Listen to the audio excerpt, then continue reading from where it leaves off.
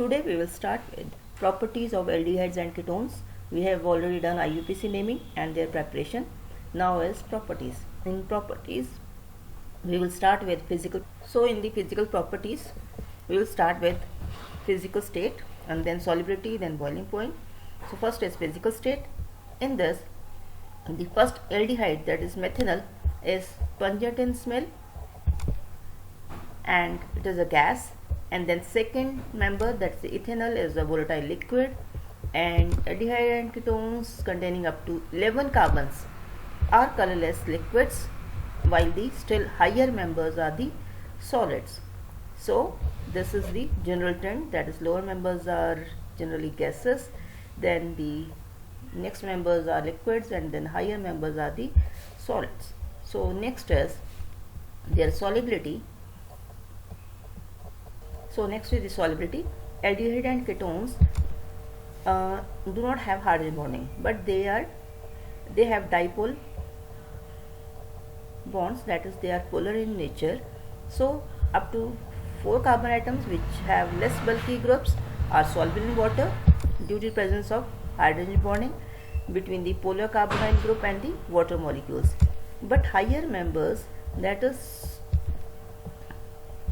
this is a molecule where we have shown hydrogen bonding. This is the water, this is water, and hydrogen of water forms bond with the carbonyl oxygen, and similarly here carbonyl oxygen forms bond with hydrogen of water. So the lower members are soluble in water, but the solubility decreases with the increase in alkyl chain. When the alkyl chain increases, then the solubility decreases, and almost higher members are insoluble, practically insoluble, and it is expected to. So we can easily explain why ethanol is soluble in water, and this is upon the hydrogen bonding present in between them. And so next comes the boiling point. In the boiling point, we see the bonding between only the same molecules, that is between the aldehyde and ketones.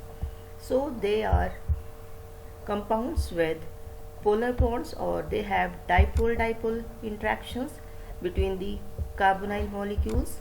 So these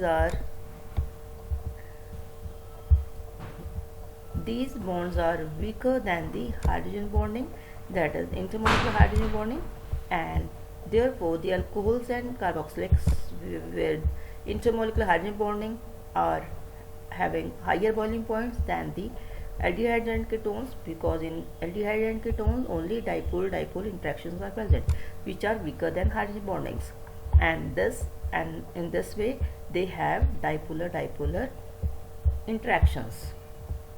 So next, why aldehyde ketones have lower boiling point than alcohols and acids? This we can easily explain on the basis of hydrogen bonding. Now comes the chemical properties of aldehydes and ketones. They have the properties due to the presence of carbonyl group. Carbonyl group is common to both aldehydes and ketones.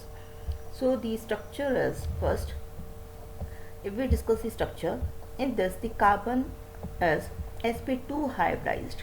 It is sp2 hybridized, that forms 3 bonds, that is it forms 3 sigma bonds. One is this, and second is this bond, and third is this bond.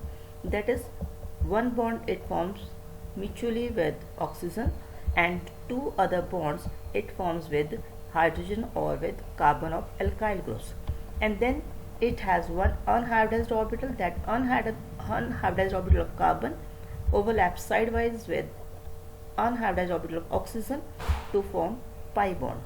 So it has a sigma bond and pi bond. In this, oxygen is also sp2 hybridized, because in this it has one sigma bond and 2 orbitals of oxygen contains the lone pair of electrons, and the unhybridized orbital of oxygen overlaps sidewise with the unhybridized orbital of carbon to form pi bond. So we can draw easily the structure of carbonyl group. which is common to both aldehydes and ketones. And in this, sigma bond and pi bonds are also shown clearly, and it can also be drawn like this. This is carbon, it has these 3 sigma bonds, and this is the pi electron cloud forming the pi bond. And in this, the bond angles are all 120 degree between the carbon and oxygens. So carbon is sp2 hybridized, this we have already done, and oxygen 2 is sp2 hybridized. So we all discussed all this above, and now the carbon and oxygen have a partial double bond character. This is have partial positive charge, and this have partial negative charge. So this carbon is a electrophilic, so nucleophile will attack this carbon, and this is a with negative charge, that electrophiles will attack this. So it is a nucleophilic center and it is a electrophilic center. So next is the relative reactivity of aldehydes and ketones. Out of these, which of these are more reactive, we can describe with some effects, and but we know that aldehydes are more reactive because it can be explained on the basis of inductive effect and then steric effect. And first is inductive effect. In this inductive effect, if we see, this is a formaldehyde C with 2 hydrogens and double bond O, and this is acetaldehyde CH3CH, and this is acetone with 2 methyl groups. Now on the basis of inductive effect, we can explain.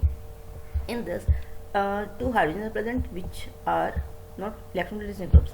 In this, methyl group is present and it is electron releasing group, it has positive I effect.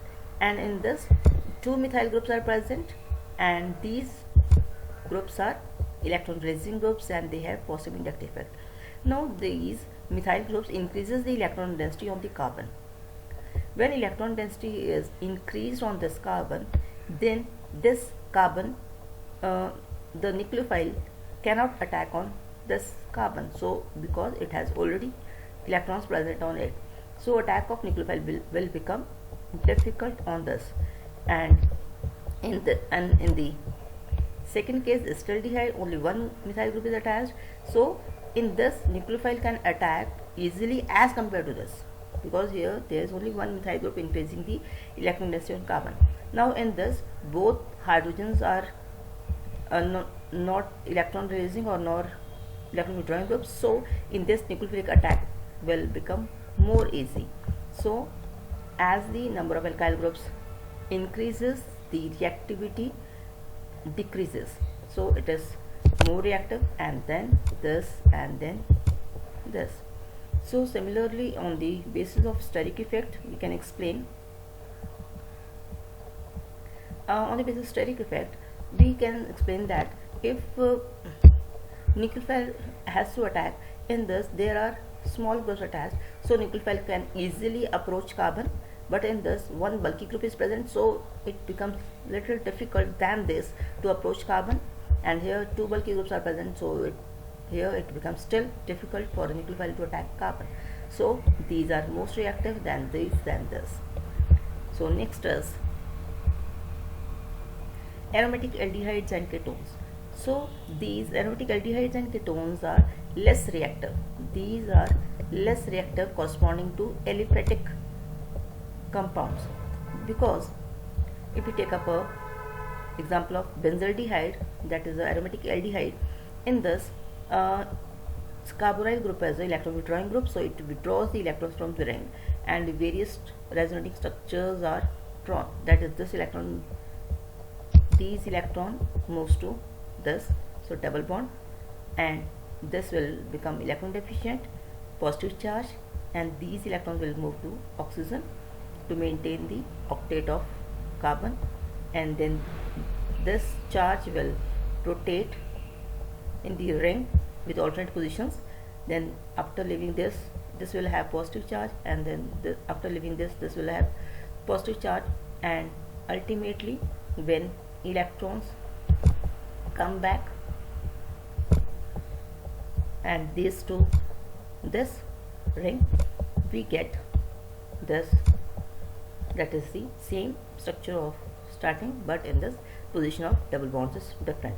So in this, the carbon has this phenyl group donates electrons to the carbon, so the tendency of the nucleophile to attack carbon will decrease, or approach of nucleophile to carbon will decrease. Therefore the aromatic aldehydes and ketones are less reactive. So now becomes the reactions. As we have seen, C double bond O has reactivity. Due to this group, it has various reactions: nucleophilic addition reactions followed by elimination of small molecules like water molecules, then oxidation reactions, then reduction reactions, and then is miscellaneous reactions. So first we will start with nucleophilic addition reactions. Nucleophilic addition reactions, as we know in this, the nucleophile can attack the carbon because oxygen is more electronegative, so electron moves to oxygen, and carbon now carries positive charge, and nucleophile can easily attack the carbon. So they undergo nucleophilic addition reactions, but these reactions take place in the presence of acid easily. That is, the electron moves to this can easily attack carbon, and so we get this, that is, this gets attached to carbon, and oxygen has now negative charge, and then H positive attaches with HO, and so we get this addition product. And this addition product, in this the nucleophile matters. So if it is whether it is a strong or a weak. If it is a strong, it can easily carry out the reaction, but if it is a weak, then or we can say in the presence of acid, the reactions gets faster, because this is important. What is the role of acid or weakly acidic medium? In this, the reaction becomes fast, or these acidic medium accelerates the reaction, because in the presence of acid, the carbonyl group gets protonated, and protonated alcohol protonated molecule is resonance stabilized, and it gives this carbocation, and then this carbocation is attacked by nucleophile, and the addition product takes place. So the role of acid is very important.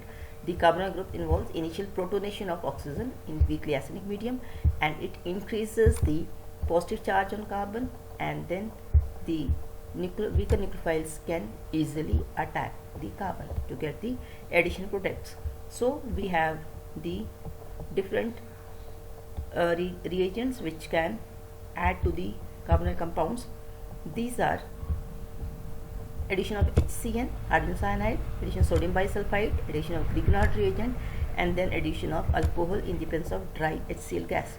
So these are the reactions in which nuclear addition takes place without the elimination of any small molecules.